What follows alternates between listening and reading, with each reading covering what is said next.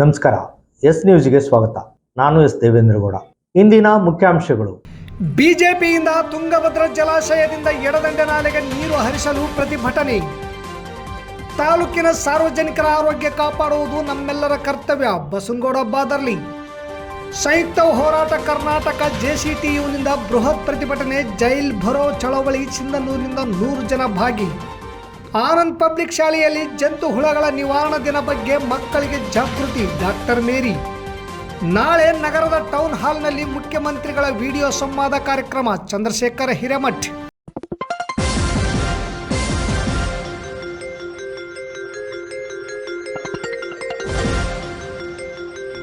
S news, ಇದು ನಿಮ್ಮ ಧ್ವನಿ. ವಾರ್ತೆಗಳ ವಿವರ. ರಾಯಚೂರು ಜಿಲ್ಲೆಯಾದ್ಯಂತ ಜನ ಜಾನುವಾರುಗಳಿಗೆ ನೀರಿಲ್ಲ. ಬರಗಾಲ ಛಾಯೆ ಎದ್ದು ಕಾಣಿಸುತ್ತಿದ್ದು, ಈ ಕೂಡಲೇ ಬರಗಾಲ ಪ್ರದೇಶವೆಂದು ಘೋಷಿಸಿ ದನಕರೆಗಳಿಗೆ ನೀರು, ಮೇವಿನ ಸಮಸ್ಯೆ ಉದ್ಭವವಾಗಿದೆ. ರೈತರು ಬೆಳೆ ಬೆಳೆಯಲು ಕಾಲುವೆಗಳ ನೀರಿಗೆ ಅವಲಂಬಿತರಾಗಿದ್ದಾರೆ ಹಾಗೂ ಜನರ ಕುಡಿಯುವ ಕೆರೆಗೆ ನೀರು ಬಿಡಬೇಕು ಎಂದು ನಮ್ಮ ನೀರು ನಮ್ಮ ಹಕ್ಕು ಎಂಬ ಘೋಷವಾಕ್ಯದೊಂದಿಗೆ ತಾಲೂಕಾ ಬಿಜೆಪಿ ಪಕ್ಷದಿಂದ ಇಂದು ಬೃಹತ್ ಪ್ರತಿಭಟನೆ ಹಮ್ಮಿಕೊಳ್ಳಲಾಗಿತ್ತು. ನಗರದ ತಹಸೀಲ್ದಾರ್ ಕಚೇರಿಯ ಮುಂದೆ ಪ್ರತಿಭಟನೆ ಹಮ್ಮಿಕೊಂಡು ಹಿರಿಯ ಮುಖಂಡರು ಹಾಗೂ ಮಾಜಿ ಸಂಸದರಾದ ಕೆ ವಿರೂಪಾಕ್ಷಪ್ಪ ಅವರು ಮಾತನಾಡಿ, ಕ್ರಸ್ಟ್ ಗೇಟ್ಗಳನ್ನು ಕೂಡಿಸುತ್ತೇವೆ ಎಂದೇಳಿ ಬೇಸಿಗೆ ಬೆಳೆಗೆ ನೀರು ಬಿಡಲಿಲ್ಲ. ಜೊತೆಗೆ ರೈತರು ಬೆಳೆದ ಜೋಳವನ್ನು ಸರ್ಕಾರ ಎಂಎಸ್ಪಿ ದರದಲ್ಲಿ ಖರೀದಿಸಿ ಪರಿಪೂರ್ಣ ಅವರ ಖಾತೆಗೆ ಹಣ ಜಮಾ ಮಾಡದೆ ನಿರ್ಲಕ್ಷ್ಯ ವಹಿಸುತ್ತಿರುವುದು ಖಂಡನೀಯ ಮತ್ತು ಇದುವರೆಗೂ ಕೂಡ ಎಡದಂಡೆಯ ಕಾಲುವೆಗಳಿಗೆ ನೀರು ಹರಿಸದೆ ಕಾಲಹರಣ ದುಡುತ್ತಿರುವುದು ವಿಪರ್ಯಾಸ. ಸಚಿವ ಸ್ಥಾನಕ್ಕೆ ಕಿತ್ತಾಡುತ್ತಿರುವ ನಾಯಕರು ರೈತರ ಸಂಕಷ್ಟದ ಗೋಳು ಮರೆತಿದ್ದಾರೆ.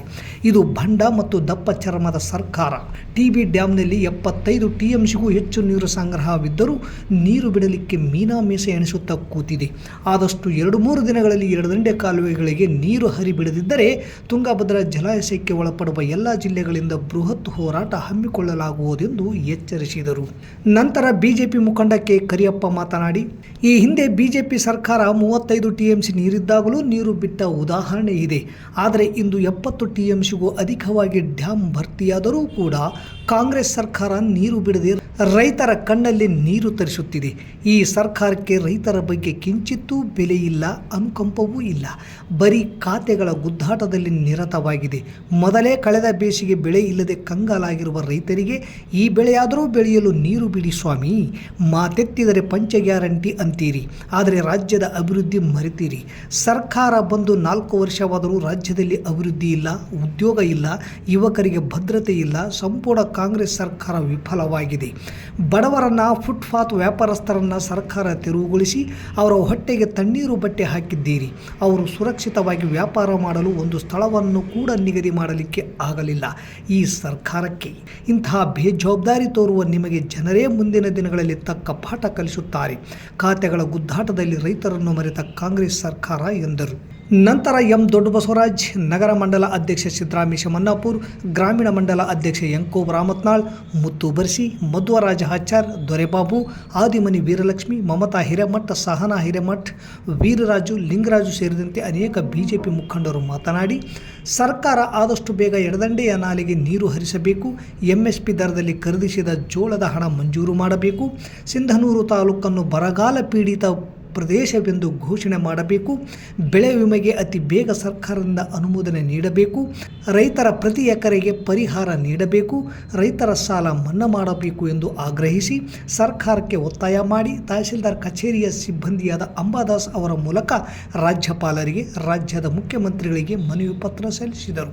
ಈ ಸಂದರ್ಭದಲ್ಲಿ ಸಿದ್ದು ಹೂಗಾರ್, ಟಿ ಸುಬ್ಬರಾವ್, ಚಿದಾನಂದ ಜವಳಗೇರ್, ನರೇಶ್ ರಾಮಕ್ಯಾಂಪ್, BLO 1 ಸಿದ್ದಲಿಂಗಯ್ಯ ಸ್ವಾಮಿ ವಕೀಲರು, ಜಿಲ್ಲಾ ಪಂಚಾಯಿತಿ ಮಾಜಿ ಅಧ್ಯಕ್ಷೆ ಆದಿಮನಿ ವೀರಲಕ್ಷ್ಮಿ ಪರಮೇಶ್ವರಪ್ಪ, ಮಲ್ಲಿಕಾರ್ಜುನ ರೆಡ್ಡಿ ಸಾಸಲ್ಮರಿ, ರಾಮದಾಸ್ ಸಾಲ್ಗುಂದ, ಮಂಜುನಾಥ ಗೌಡ ರೌಡ್ಕುಂದ, ಬಸವರಾಜ್ ಕೋರಿ ಉಪ್ಪಳ, ನರಸಪ್ಪ ಯಾದವ್, ಯಮನಗೌಡ, ರವಿ ರಾಥೋಡ್, ರವಿ ಉಪ್ಪಾರ್, ಮಾರ್ಕಂಡೆಯ ಮಲ್ಕಾಪುರ, ಕಾಟ್ಗಲ್ ಮಲ್ಲಿಕಾರ್ಜುನ, ಶರಣಪ್ಪ ಬಂಡಿ, ಮಲ್ಲಯ್ಯ ಮಾಡಸಿರ್ವಾರ್, SC ಮೋರ್ಚಾದ ಹಸೀನಪ್ಪ ಸೋಲಂಗಿ, ST ಮೋರ್ಚಾದ ಹುಲಿಗೆಪ್ಪ ನೆಕ್ಕಂಟಿ ವಂಶೀಕೃಷ್ಣ, ಬಸವರಾಜ ನಾಯಕ್, ಮುದಿಯಪ್ಪ ಕಟ್ಟಿಮನಿ, ಫಕೀರಪ್ಪ ತಿಡಿಗೋಳು, ರಾಜು ಅಡವಿಬಾವಿ, ಬಾಲರಾಜ್, ಭೀಮಣ್ಣ ನಾಯಕ್ ಗೆದ್ದಲದೊಡ್ಡಿ, ಮಹಿಳಾ ಮೋರ್ಚಾದ ಮಹಾನಂದ, ರೇಣುಕಾ ಪೂಜಾರಿ, ರೇಣುಕಮ್ಮ, ಶಿವಮ್ಮ ಸೇರಿದಂತೆ ನೂರಾರು ರೈತರು, ಮುಖಂಡರು, ಕಾರ್ಯಕರ್ತರು ಭಾಗವಹಿಸಿದ್ದರು.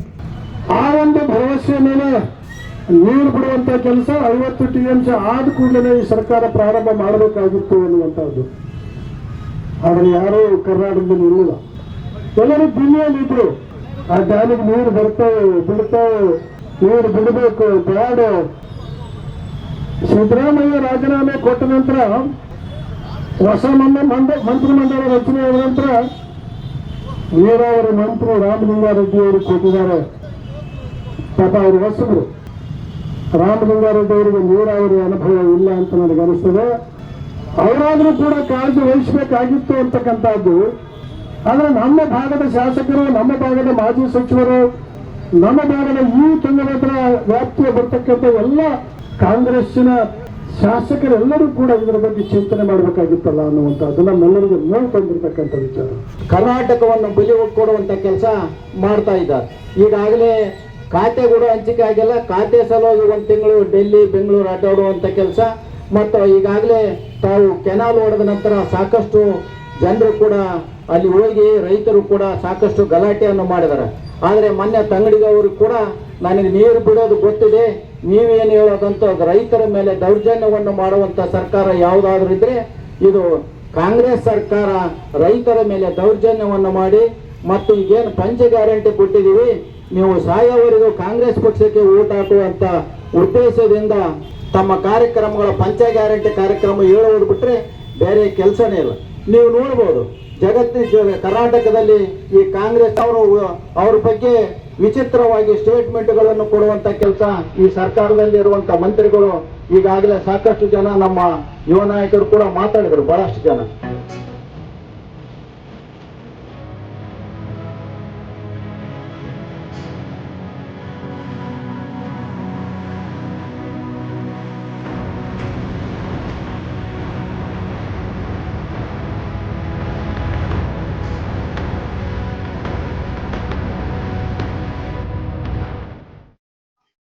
ತಾಲೂಕಿನ ಸಾರ್ವಜನಿಕರಿಗೆ ಗುಣಮಟ್ಟದ ಆರೋಗ್ಯ ಸೇವೆ ಸಿಗಬೇಕು.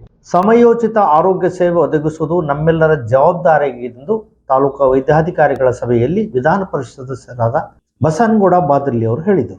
ಸಿಂಧನೂರು ನಗರದ ಸಾರ್ವಜನಿಕ ಆಸ್ಪತ್ರೆಯಲ್ಲಿ ಇಂದು ವೈದ್ಯಾಧಿಕಾರಿಗಳು ಹಾಗೂ ಸಿಬ್ಬಂದಿಯವರೊಂದಿಗೆ ಸಭೆ ನಡೆಸಿದ ಅವರು ಆಸ್ಪತ್ರೆಯಲ್ಲಿ ಸಾರ್ವಜನಿಕರಿಗೆ ದೊರೆಯುತ್ತಿರುವ ಆರೋಗ್ಯ ಸೇವೆಗಳ ಕುರಿತು ಸಮಗ್ರವಾಗಿ ಪರಿಶೀಲನೆ ನಡೆಸಿ ಮುಖ್ಯಮಂತ್ರಿಗಳ ಆದೇಶದಂತೆ ವೈದ್ಯರು ಹಾಗೂ ಸಿಬ್ಬಂದಿಗಳು ನಿಗದಿತ ಸಮಯಕ್ಕೆ ಸರಿಯಾಗಿ ಕರ್ತವ್ಯಕ್ಕೆ ಹಾಜರಾಗಬೇಕು. ಸಾರ್ವಜನಿಕರಿಗೆ ಯಾವುದೇ ರೀತಿಯಲ್ಲಿ ತೊಂದರೆಯಾಗದಂತೆ ಉತ್ತಮ ಆರೋಗ್ಯ ಸೇವೆ ನೀಡಬೇಕು. ಆಸ್ಪತ್ರೆಯಲ್ಲಿ ಭ್ರಷ್ಟಾಚಾರಕ್ಕೆ ಯಾವುದೇ ಅವಕಾಶ ನೀಡದೆ ಭ್ರಷ್ಟಾಚಾರ ಮುಕ್ತ ಹಾಗೂ ಪಾರದರ್ಶಕ ಸೇವೆ ಒದಗಿಸಬೇಕು ಎಂದು ಅಧಿಕಾರಿಗಳಿಗೆ ಕಟ್ಟುನಿಟ್ಟಿನ ಸೂಚನೆ ನೀಡಿದರು. ಆಸ್ಪತ್ರೆಯಲ್ಲಿ ಅಗತ್ಯ ಔಷಧಿಗಳ ಕೊರತೆಯಾಗದಂತೆ ಮುನ್ನೆಚ್ಚರಿಕೆ ವಹಿಸಿ ಔಷಧಿಗಳ ಲಭ್ಯತೆ ಕುರಿತು ನಿರಂತರ ನಿಗಾ ವಹಿಸಬೇಕು. ಸಿಬ್ಬಂದಿಗಳ ಕೊರತೆಯಿಂದ ಸಾರ್ವಜನಿಕರಿಗೆ ಹಾಗೂ ರೋಗಿಗಳಿಗೆ ತೊಂದರೆಯಾಗದಂತೆ ಅಗತ್ಯ ಕ್ರಮ ಕೈಗೊಂಡು ಸಿಬ್ಬಂದಿ ಕೊರತೆಯನ್ನು ಶೀಘ್ರವಾಗಿ ಸರಿಪಡಿಸುವಂತೆ ಸೂಚಿಸಿ, ಅದೇ ರೀತಿ ಆಸ್ಪತ್ರೆಯಲ್ಲಿ ಗುತ್ತಿಗೆ ಆಧಾರದ ಮೇಲೆ ಕಾರ್ಯನಿರ್ವಹಿಸುತ್ತಿರುವ ಸಿಬ್ಬಂದಿಗಳಿಗೆ ವೇತನ ಪಾವತಿಯಾಗದೇ ಇರುವುದನ್ನು ಗಮನಿಸಿ ಬಾಕಿ ಇರುವ ವೇತನವನ್ನು ಕೂಡಲೇ ಪಾವತಿಸಲು ಸಂಬಂಧಿಸಿದ ಅಧಿಕಾರಿಗಳಿಗೆ ನಿದರ್ಶನ ನೀಡಿದರು. ಸಾರ್ವಜನಿಕ ಆಸ್ಪತ್ರೆ ಬಡವರು ಹಾಗೂ ಸಾಮಾನ್ಯ ಜನರಿಗೆ ಪ್ರಮುಖ ಆರೋಗ್ಯ ಸೇವಾ ಕೇಂದ್ರವಾಗಿದ್ದು ಇಲ್ಲಿ ಯಾವುದೇ ರೀತಿಯಲ್ಲಿ ನಿರ್ಲಕ್ಷ್ಯಕ್ಕೆ ಅವಕಾಶ ನೀಡಬಾರದು. ರೋಗಿಗಳಿಗೆ ಉತ್ತಮ ಚಿಕಿತ್ಸೆ, ಅಗತ್ಯ ಔಷಧಿ ಹಾಗೂ ಸೂಕ್ತ ಸಮಯದಲ್ಲಿ ಆರೋಗ್ಯ ಸೇವೆ ದೊರೆಯುವಂತೆ ವೈದ್ಯರು ಮತ್ತು ಸಿಬ್ಬಂದಿಗಳ ಸಮನ್ವಯದಿಂದ ಕಾರ್ಯನಿರ್ವಹಿಸಬೇಕು. ಜನರ ಆರೋಗ್ಯದ ವಿಚಾರದಲ್ಲಿ ಯಾವುದೇ ರಾಜಿ ಮಾಡಿಕೊಳ್ಳದೆ ಸಿಂಧನೂರು ತಾಲೂಕಿನ ಜನತೆಗೆ ಉತ್ತಮ ಆರೋಗ್ಯ ಸೇವೆ ದೊರೆಯುವಂತೆ ಅಗತ್ಯ ಕ್ರಮಗಳನ್ನು ಕೈಗೊಳ್ಳಬೇಕು ಎಂದು ಹೇಳಿದರು. ಈ ಸಭೆಯಲ್ಲಿ DHO Nandita, THO ಐನಗೌಡ, CMO Sureshgowda ಸೇರಿದಂತೆ ಆಸ್ಪತ್ರೆಯ ವೈದ್ಯರು, ಸಿಬ್ಬಂದಿಗಳು ಉಪಸ್ಥಿತರಿದ್ದರು. ಕ್ವಿಟ್ ಇಂಡಿಯಾ ನೆನಪಿನಲ್ಲಿ ಕಾರ್ಪೊರೇಟ್ಗಳೇ ದೇಶ ಬಿಟ್ಟು ತೊಲಗಿ ಎಂಬ ಘೋಷಣೆಯೊಂದಿಗೆ ಇಂದು ಜಿಲ್ಲಾ ಕೇಂದ್ರ ರಾಯಚೂರಿನಲ್ಲಿ ಸಂಯುಕ್ತ ಹೋರಾಟ ಕರ್ನಾಟಕ JCTUನಿಂದ ಬೃಹತ್ ಪ್ರತಿಭಟನೆ ಜೈಲ್ ಬರೋ ಚಳವಳಿ ನಡೆಯಿತು. ಸಿಂಧನೂರು ತಾಲೂಕಿನಿಂದ ಕೃಷಿ ಕೂಲಿಕಾರರು, ರೈತ ಕಾರ್ಮಿಕರು, ಸಂಘಟನೆಯ ಮುಖಂಡರು 100ಕ್ಕೂ ಹೆಚ್ಚು ಜನ ಭಾಗವಹಿಸಿದ್ದರು. ಇಂದು ರಾಯಚೂರು ನಗರದ ಟಿಪ್ಪು ಸುಲ್ತಾನ್ ಗಾರ್ಡನ್ನಲ್ಲಿ ಸೇರಿ ಪ್ರತಿಭಟನಾ ಸಭೆ ನಡೆಸಿದರು. ವಿವಿಧ ಸಂಘಟನೆಗಳ ಮುಖಂಡರು ರಾಜ್ಯ ಕೇಂದ್ರ ಸರ್ಕಾರಗಳ ನೀತಿಗಳನ್ನು ಖಂಡಿಸಿ ಮಾತನಾಡಿದರು. ಇಂದು ಕೇಂದ್ರ ಮತ್ತು ರಾಜ್ಯ ಸರ್ಕಾರಗಳು ರೈತರ ಭೂಮಿಯನ್ನು ದೇಶೀಯ ಹಾಗೂ ವಿದೇಶಿ ಕಂಪನಿಗಳ ಸುಪರ್ದಿಗೆ ಒಪ್ಪಿಸುತ್ತಿದ್ದಾರೆ. ಇಡೀ ದೇಶದ ಸಮಸ್ತ ಕಾರ್ಮಿಕ ವರ್ಗವನ್ನು ಜೀತ ಪದ್ಧತಿಗೆ ನೂಕಲಾಗುತ್ತಿದೆ. ಆರ್ಥಿಕ ಬಿಕ್ಕಟ್ಟು, ಇತ್ತೀಚಿನ ಸಾಮ್ರಾಜ್ಯಶಾಹಿ ಯುದ್ಧ ಆಕ್ರಮಣಗಳಿಂದಾಗಿ ಅಪಾರ ಬೆಲೆ ಏರಿಕೆಗೆ ಹಾಗೂ ವಿವಿಧ ರೀತಿಯ ಸಂಕಷ್ಟಗಳಿಗೆ ಸಿಲುಕಿ ಒದ್ದಾಡುತ್ತಿರುವ ಜನತೆಯ ಮೇಲೆ ಅಪಾರವಾದ ತೆರಿಗೆ ಭಾರ ಹೊರಿಸಿ ನರಳುವಂತೆ ಮಾಡಲಾಗುತ್ತಿದೆ. ಕೇಂದ್ರ ಮತ್ತು ರಾಜ್ಯ ಸರ್ಕಾರಗಳು ಒಂದೆಡೆ ರೈತ ವಿರೋಧಿ, ಕಾರ್ಮಿಕ ವಿರೋಧಿ, ದಲಿತ ವಿರೋಧಿ, ಮಹಿಳಾ, ವಿದ್ಯಾರ್ಥಿ, ಯುವಜನ ವಿರೋಧಿ, ಒಟ್ಟಾರೆ ಜನ ವಿರೋಧಿ ಕಾನೂನುಗಳನ್ನು, ನೀತಿಗಳನ್ನು ಜಾರಿ ಮಾಡುತ್ತಿರುವಾಗಲೇ ಇನ್ನೊಂದೆಡೆ ಜನತೆಯ ಪ್ರಜಾಪ್ರಭುತ್ವ ಹಕ್ಕುಗಳನ್ನು ದಮನ ಮಾಡುತ್ತಿವೆ. ಇದನ್ನು ಹೋರಾಟ ಸಮಿತಿ ತೀವ್ರವಾಗಿ ವಿರೋಧಿಸುತ್ತದೆ. ಇತ್ತೀಚಿನ ಬಜೆಟ್ಗಳಂತೂ ಜನರನ್ನು ಸುಲಿಗೆ ಮಾಡುವ ಸಾಧನಗಳಾಗಿ ಕಾರ್ಪೊರೇಟ್ ಕಂಪನಿಗಳ ಬಜೆಟ್ಗಳಾಗಿವೆ. ಕಾರ್ಮಿಕ ಸಂಘಟನೆಗಳ ನಿರಂತರ ಹೋರಾಟದ ಫಲವಾಗಿ 22/5/2026 ಕನಿಷ್ಠ ವೇತನವನ್ನು ಸುಪ್ರೀಂ ಕೋರ್ಟಿನ ತೀರ್ಪಿನ ಆಧಾರದಂತೆ ವೈಜ್ಞಾನಿಕ ಲೆಕ್ಕಾಚಾರದಂತೆ ಪರಿಷ್ಕರಣೆ ಮಾಡಿ ರಾಜ್ಯ ಸರ್ಕಾರ ಅಂತಿಮ ಅಧಿಸೂಚನೆ ಹೊರಡಿಸಿತ್ತು. ಆದರೆ 2 ತಿಂಗಳು ಆದರೂ ಕೂಡ ಈ ವೇತನವನ್ನು ಜಾರಿ ಮಾಡುತ್ತಿಲ್ಲ. ಇದರಿಂದಾಗಿ 1 ಕೋಟಿ ಕಾರ್ಮಿಕರು ತುಂಬ ಕಷ್ಟವನ್ನು ಅನುಭವಿಸುತ್ತಿದ್ದಾರೆ.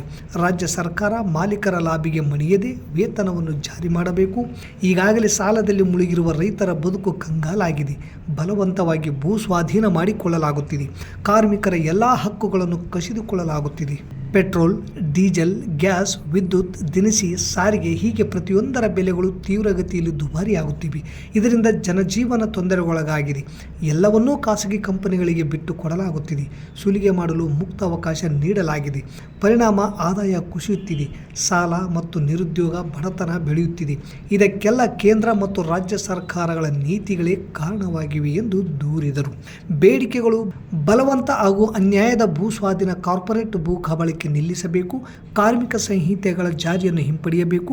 ರಾಜ್ಯ ಪರಿಷ್ಕರಿಸಿದ ಕನಿಷ್ಠ ವೇತನದ ಜಾರಿಗಾಗಿ ಒತ್ತಾಯಿಸಿ ವಿಬಿಜಿ ಗ್ರಾಮ್ಜಿ ಕಾಯ್ದೆ ರದ್ದುಪಡಿಸಬೇಕು. ವಿದ್ಯುತ್ ತಿದ್ದುಪಡಿ ಕಾಯ್ದೆ 2025 ವಾಪಸಾತಿಗೆ ಒತ್ತಾಯಿಸಿದರು. ಬೀಜ ಕಾಯ್ದೆ ಮತ್ತು ಕೃಷಿ ಮಾರುಕಟ್ಟೆ ಕುರಿತ ರಾಷ್ಟ್ರೀಯ ಧೋರಣಾ ಚೌಕಟ್ಟು ನೀತಿಗೆ ವಿರೋಧಿಸಿದರು. ಭೂಮಿಯನ್ನು ಬಲವಂತವಾಗಿ ವರ್ತುಲ ರಸ್ತೆ, ರೈತರ ಸಹಭಾಗಿತ್ವದ ವಸತಿ ಯೋಜನೆ, ಕೈಗಾರಿಕೆ, ರೈಲ್ವೆ ಯೋಜನೆಗಳ ಹೆಸರಲ್ಲಿ ಭೂ ಕಬಳಿಕೆ ಮತ್ತು ಅನ್ಯಾಯದ ಭೂ ಸ್ವಾಧೀನ ಹಾಗೂ ಕಾರ್ಪೊರೇಟ್ ಭೂ ಕಬಳಿಕೆಯನ್ನು ನಿಲ್ಲಿಸಲು ಜಿಲ್ಲೆಯಲ್ಲಿ ಮಂಜೂರಾದ ಸಾಗುವಳಿ ಭೂಮಿ ಹಕ್ಕಿಗೆ ಯಾವುದೇ ಧಕ್ಕೆಯಾಗದಂತೆ ಅರಣ್ಯ ಸಂರಕ್ಷಣಾ ಕಾಯ್ದೆಗೆ ತಿದ್ದುಪಡಿಗೆ ಒತ್ತಾಯಿಸಿದರು. ಕರ್ನಾಟಕದ ಅಧಿಸೂಚಿತ ಕನಿಷ್ಠ ವೇತನ ಜಾರಿ ಮಾಡಿ, ಕಾಯಮೇತರ ಗುತ್ತಿಗೆ, ಹೊರಗುತ್ತಿಗೆ ಕಾರ್ಮಿಕರ ಸೇವೆಗಳನ್ನು ಕಾಯಂ ಮಾಡಿ, ಸಮಾನ ಕೆಲಸಕ್ಕೆ ಸಮಾನ ವೇತನ ನೀಡಬೇಕು ಸೇರಿದಂತೆ ಅನೇಕ ಬೇಡಿಕೆಗಳು ಈಡೇರಿಸಲು ಒತ್ತಾಯಿಸಲಾಯಿತು. ನಂತರ ಅಲ್ಲಿಂದ ಪ್ರತಿಭಟನಾ ರ್ಯಾಲಿ ಮೂಲಕ ತಹಸೀಲ್ದಾರರ ಕಚೇರಿಗೆ ತೆರಳಿ ತಹಸೀಲ್ದಾರರ ಕಚೇರಿಗೆ ಮುತ್ತಿಗೆ ಹಾಕಿ ಜೈಲ್ ಬ್ಯೂರೋ ಚಳವಳಿ ನಡೆಸಲಾಯಿತು. ಈ ಸಂದರ್ಭದಲ್ಲಿ ಪೊಲೀಸರು ಮುಖಂಡರನ್ನು ಬಂಧಿಸಿ ನಂತರ ಬಿಡುಗಡೆ ಮಾಡಿದರು.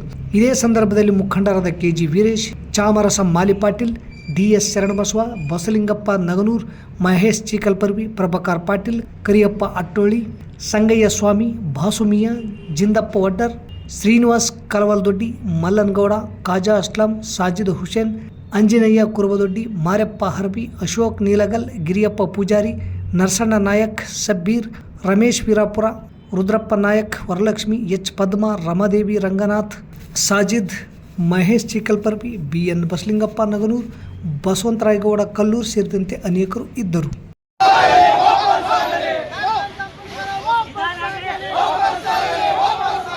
ಜಿಲ್ಲಾ ಆಡಳಿತ, ಜಿಲ್ಲಾ ಪಂಚಾಯತ್, ಜಿಲ್ಲಾ ಆರೋಗ್ಯ ಮತ್ತು ಕುಟುಂಬ ಕಲ್ಯಾಣ ಇಲಾಖೆ ರಾಯಚೂರು, ತಾಲೂಕು ಆರೋಗ್ಯ ಅಧಿಕಾರಿಗಳ ಕಾರ್ಯಾಲಯ, ನಗರ ಪ್ರಾಥಮಿಕ ಆರೋಗ್ಯ ಕೇಂದ್ರ ಸಿಂಧನೂರುವರ ಸಂಯುಕ್ತ ಆಶ್ರಯದಲ್ಲಿ ನಗರದ ಆನಂದ್ ಪಬ್ಲಿಕ್ ಸ್ಕೂಲ್ನಲ್ಲಿ ರಾಷ್ಟ್ರೀಯ ಜಂತು ಹುಳು ನಿವಾರಣಾ ದಿನವನ್ನು ಆಚರಿಸಿ ಜಂತು ಹುಳು ರಹಿತ ಮಕ್ಕಳು ಆರೋಗ್ಯವಂತ ಮಕ್ಕಳು ಎಂಬ ಘೋಷವಾಕ್ಯದಲ್ಲಿ ಸಸಿಗೆ ನೀರುಣಿಸುವ ಮೂಲಕ ಕಾರ್ಯಕ್ರಮವನ್ನು ಆನಂದ್ ಪಬ್ಲಿಕ್ ಶಾಲೆ ಆಡಳಿತ ಮಂಡಳ ಅಧಿಕಾರಿ ಕುಮಾರಿ ಅದಿತಿ ಉದ್ಘಾಟಿಸಿದರು. ಜಂತು ಹುಳಗಳು ಎಂದರೆ ಹೊಟ್ಟೆಯ ಹುಳಗಳ ಅಥವಾ ಕರುಳಿನ ಪರಾವಲಂಬಿ ಹುಳಗಳು ಎಂದರ್ಥ. ಇವು ಮನುಷ್ಯರ ಮತ್ತು ಪ್ರಾಣಿಗಳ ಕರುಳಿನಲ್ಲಿ ಬೆಳೆಯುವ ಸಣ್ಣ ಜೀವಿಗಳು. ಮಕ್ಕಳಲ್ಲಿ ಮತ್ತು ದೊಡ್ಡವರಲ್ಲಿಯೂ ಸಹ ಕಾಣಿಸಿಕೊಳ್ಳುವ ಆರೋಗ್ಯ ಸಮಸ್ಯೆಯಾಗಿದೆ. ಮಣ್ಣಿನ ಕಲುಷಿತ ನೀರು ಹಾಗೂ ಆಹಾರದಿಂದ ದೇಹದೊಳಗೆ ಸೇರಿ ಹೊಟ್ಟೆ ನೋವು, ಹಸಿವಾಗದಿರುವುದು, ಅತಿಯಾದ ಹಸಿವು, ತೂಕ ನಷ್ಟ, ತುರಿಕೆ, ಸುಸ್ತು, ರಕ್ತಹೀನತೆ ನಿವಾರಣೆಗೆ ಜಂತು ಹುಳು ಮಾತ್ರೆ ತೆಗೆದುಕೊಳ್ಳಬೇಕು ಎಂದು ನಗರ ಪ್ರಾಥಮಿಕ ಆರೋಗ್ಯ ಕೇಂದ್ರದ ಡಾಕ್ಟರ್ ಮೇರಿ ಮಕ್ಕಳಿಗೆ ಸಲಹೆ ನೀಡಿದರು. ನಂತರ ತಾಲೂಕು ಆರೋಗ್ಯ ಕ್ಷೇತ್ರ ಶಿಕ್ಷಣಾಧಿಕಾರಿ ಗೀತಾ ಹಿರೇಮಠ್ ಮಾತನಾಡಿ, ಅಪೌಷ್ಟಿಕತೆ ಮತ್ತು ರಕ್ತಹೀನತೆಯಿಂದ ಅವರ ದೈಹಿಕ ಹಾಗೂ ಮಾನಸಿಕ ಬೆಳವಣಿಗೆ ಕುಂಠಿತವಾಗಬಲ್ಲದು. ಜಂತು ಹುಳು ಬಾಧೆಯನ್ನು ಸುಲಭವಾಗಿ ನಿಯಂತ್ರಿಸಬಹುದು. ನಿಮ್ಮ ಸುತ್ತಮುತ್ತಲಿನ ಪರಿಸರವನ್ನು ಸ್ವಚ್ಛವಾಗಿಟ್ಟುಕೊಳ್ಳಿ. ಬರಿಗಾಲಿನಿಂದ ನಡೆಯಬೇಡಿ. ಚಪ್ಪಲಿಗಳನ್ನು ಧರಿಸಿ. ಬಯಲಲ್ಲಿ ಮಲ ವಿಸರ್ಜನೆ ಮಾಡದೆ ಶೌಚಾಲಯ ಬಳಸಿ. ಆಹಾರ ಸೇವಿಸುವ ಮೊದಲು ಹಾಗೂ ಶೌಚಾಲಯ ಬಳಸಿದ ನಂತರ ಸಾಬೂನಿನಿಂದ ಕೈ ತೊಳೆದುಕೊಳ್ಳಬೇಕು. ಹಣ್ಣುಗಳು ಮತ್ತು ತರಕಾರಿಗಳನ್ನು ಶುದ್ಧ ನೀರಿನಿಂದ ತೊಳೆಯಿರಿ. ಶುದ್ಧ ನೀರು ಹಾಗೂ ಬಿಸಿ ಆಹಾರ ಸೇವಿಸಿ. 1 ರಿಂದ 19 ವರ್ಷದ ಮಕ್ಕಳಿಗೆ ಪರಿಣಾಮಕಾರಿ ಜಂತು ಹುಳು ನಾಶಕ ಮಾತ್ರೆಯಾದ ಅಲ್ಬೆಂಡಜೋಲಾ ಮಾತ್ರೆಗಳು ಎಲ್ಲ ಅಂಗನವಾಡಿ ಕೇಂದ್ರಗಳಲ್ಲಿ ಮತ್ತು ಎಲ್ಲ ಸರ್ಕಾರಿ ಆರೋಗ್ಯ ಕೇಂದ್ರಗಳಲ್ಲಿ ಉಚಿತವಾಗಿ ವಿತರಿಸಲಾಗುವುದು. ವೈದ್ಯಕೀಯ ನೆರವಿಗಾಗಿ 104 ಉಚಿತ ಆರೋಗ್ಯ ಸಹಾಯವಾಣಿಗೆ ಕರೆ ಮಾಡಿ. ಹೆಚ್ಚಿನ ಮಾಹಿತಿಗಾಗಿ ಆಶಾ ಮತ್ತು ಅಂಗನವಾಡಿ ಕಾರ್ಯಕರ್ತರನ್ನು ಸಂಪರ್ಕಿಸಬೇಕೆಂದು ತಿಳಿಸಿದರು. ಈ ವೇಳೆ ಕಮಲಾ PHCO, ಶಾಲಾ ಮುಖ್ಯ ಗುರುಗಳಾದ ಮಲ್ಲಿಕಾರ್ಜುನ ಅಂಗಡಿ, ನಜ್ಮಾ, ಮಲ್ಲಪ್ಪ, ಜಗದೀಶ್, ವಿನೋದ್, ಆಶಾ ಕಾರ್ಯಕರ್ತೆಯರಾದ ಅಮೃತಬಾಯಿ, ಕವಿತಾ, ಯಶೋಧ, ಹುಲಿಗಮ್ಮ, ಗಂಗಮ್ಮ, ಮಾಷಾಬಿ ಸೇರಿದಂತೆ ವಿದ್ಯಾರ್ಥಿಗಳು ಉಪಸ್ಥಿತರಿದ್ದರು. ಮಾನ್ಯ ಮುಖ್ಯಮಂತ್ರಿಗಳು ಸರ್ಕಾರಿ ನೌಕರರೊಂದಿಗೆ ಸಂವಾದ ನಡೆಸಲು ಉದ್ದೇಶಿಸಿ ಕಾರ್ಯಕ್ರಮ ಆಯೋಜಿಸಲು ಸೂಚನೆ ನೀಡಿದ ಹಿನ್ನೆಲೆಯಲ್ಲಿ ನಾಳೆ ನಗರದ ಟೌನ್ ಹಾಲ್ನಲ್ಲಿ ಬೆಳಗ್ಗೆ 10:30ಕ್ಕೆ ಸಂವಾದ ಕಾರ್ಯಕ್ರಮ ನಡೆಯಲಿದ್ದು, ಸರ್ಕಾರಿ ನೌಕರರು ಭಾಗವಹಿಸಲು ರಾಜ್ಯ ಸರ್ಕಾರಿ ನೌಕರ ಸಂಘದ ಸಿಂಧನೂರು ಶಾಖೆ ಅಧ್ಯಕ್ಷರು ಹಾಗೂ ವಿಭಾಗೀಯ ಉಪಾಧ್ಯಕ್ಷರಾದ ಚಂದ್ರಶೇಖರ್ ಹಿರೇಮಠ್ ಕೋರಿದ್ದಾರೆ. ರಾಜ್ಯ ಸರ್ಕಾರಿ ನೌಕರರೊಂದಿಗೆ ಮುಖ್ಯಮಂತ್ರಿಗಳ ವಿಡಿಯೋ ಸಂವಾದ ಕಾರ್ಯಕ್ರಮವು ನಾಳೆ ಮಂಗಳವಾರ ನಗರದ ಟೌನ್ ಹಾಲ್ನಲ್ಲಿ ಮುಂಜಾನೆ 10:30ಕ್ಕೆ ನಿಗದಿಯಾಗಿದ್ದು, ತಹಶೀಲ್ದಾರರು ಸಿಂಧನೂರು ಇವರ ನಿರ್ದೇಶನದ ಮೇರೆಗೆ ತಾಲೂಕಿನ ಸಮಸ್ತ ಸರ್ಕಾರಿ ನೌಕರರು, ಅಧಿಕಾರಿಗಳು ಮತ್ತು ಸಿಬ್ಬಂದಿಯವರು ಹಾಗೂ ಸಂಘದ ಪದಾಧಿಕಾರಿಗಳು, ನಿರ್ದೇಶಕರು, ನಾಮನಿರ್ದೇಶಿತ ನಿರ್ದೇಶಕರು, ಎಲ್ಲ ಇಲಾಖೆಗಳ ವೃಂದವಾರು ಸಂಘಗಳ ಅಧ್ಯಕ್ಷರು ಹಾಗೂ ಎಲ್ಲ ಪದಾಧಿಕಾರಿಗಳು ಕಡ್ಡಾಯವಾಗಿ ಹಾಜರಾಗಿ ಸಂವಾದ ಕಾರ್ಯಕ್ರಮವನ್ನು ಯಶಸ್ವಿಗೊಳಿಸಲು ರಾಜ್ಯ ಸರ್ಕಾರಿ ನೌಕರರ ಸಂಘ ಸಿಂಧನೂರು ಶಾಖೆ ಅಧ್ಯಕ್ಷರು ಹಾಗೂ ವಿಭಾಗೀಯ ಉಪಾಧ್ಯಕ್ಷರಾದ ಚಂದ್ರಶೇಖರ್ ಹಿರೇಮಠ್ ಮನವಿ ಮಾಡಿದ್ದಾರೆ. ಇಲ್ಲಿಗೆ ವಾರ್ತಾ ಪ್ರಸಾರ ಮುಕ್ತಾಯವಾಯಿತು. ನಿರಂತರ ಸುದ್ದಿಗಾಗಿ ವೀಕ್ಷಿಸಿ ಎಸ್ ನ್ಯೂಸ್. ಇದು ನಿಮ್ಮ ಧ್ವನಿ. ನಮಸ್ಕಾರ.